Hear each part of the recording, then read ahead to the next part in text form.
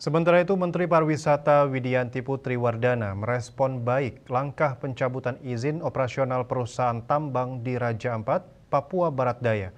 Ia juga mengusulkan pembentukan tim lintas kementerian untuk menyusun master plan terpadu Raja Ampat berorientasi pada pariwisata berkualitas dan berkelanjutan.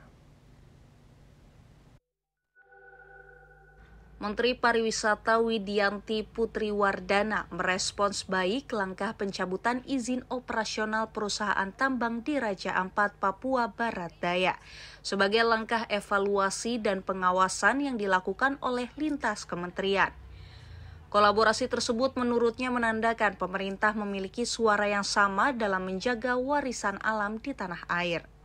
Selain itu, juga dianggap bukan hanya menjaga lokasi yang menjadi destinasi wisata prioritas dan UNESCO Global Geopark, melainkan turut melindungi lingkungan serta warga setempat.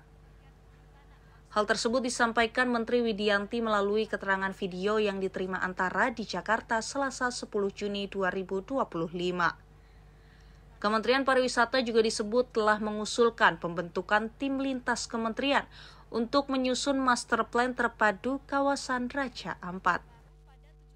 Hari ini, tanggal 10 Juni 2025, pemerintah telah mencabut 4 izin usaha pertambangan yang berada di kawasan Raja Ampat.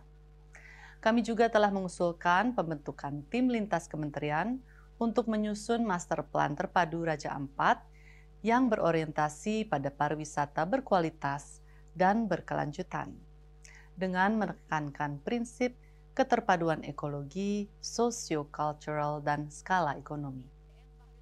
Menpar Widianti juga mendorong Raja Ampat bukan hanya sekedar tempat yang indah dikunjungi, tetapi juga menjadi simbol komitmen Indonesia terhadap keberlanjutan. Menurut Widianti, membangun pariwisata bukan hanya soal mendatangkan wisatawan, tapi juga soal melindungi kehidupan alam dan manusianya untuk hari ini dan masa depan.